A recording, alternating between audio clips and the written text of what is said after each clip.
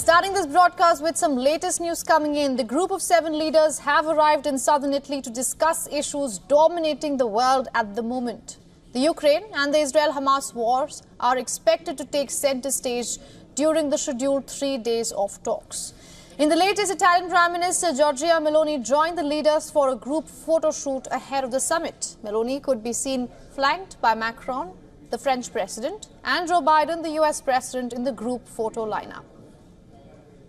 Indian Prime Minister Narendra Modi is also expected to reach Italy for his 5th consecutive participation in the summit of the world's most economically advanced nations later today.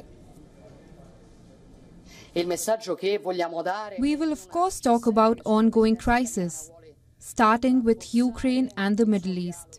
We will build on the work of the Japanese presidency, advancing on the need to create robust and controllable supply chains on what is probably the most complex challenge of our time, which is the advent of generative artificial intelligence clearly, with the need to seize its opportunities while governing its risks. There have been multiple substantial developments leading up to the meeting. To begin with, on the eve of the summit, the United States has expanded its sanctions on Russia. They were announced just as US President Joe Biden was leaving for Italy. Biden is also planning a push for frozen Russian assets to help rebuild Ukraine. G7 leaders have agreed to lend Ukraine about $50 billion backed these frozen assets.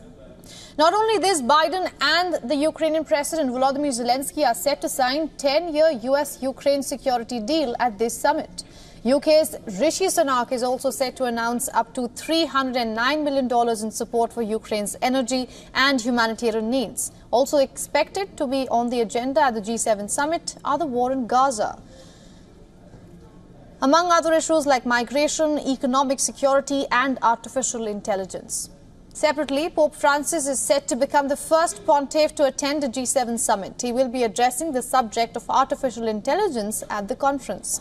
He has previously called for global regulation of AI, warning of its danger to ethics and human rights.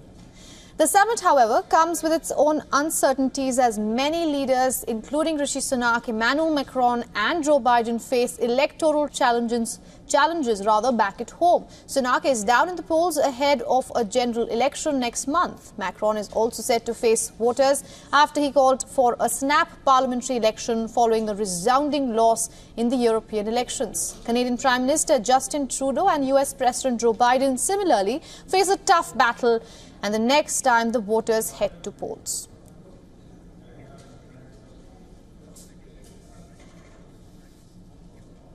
Now, Valentina Di Donato has more on this from Bari in Italy.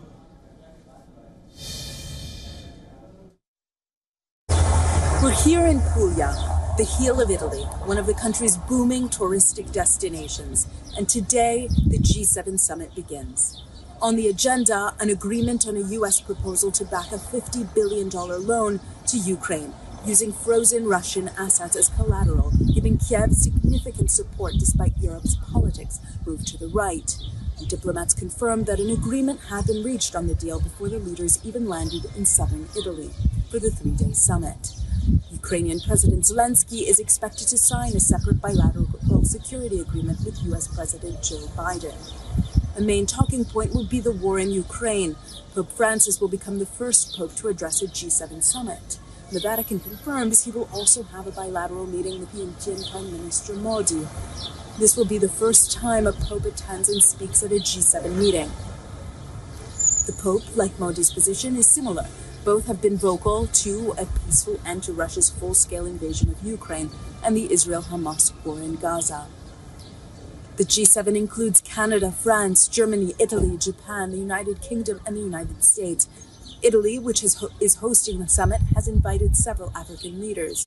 For all the latest news, download the WION app and subscribe to our YouTube channel.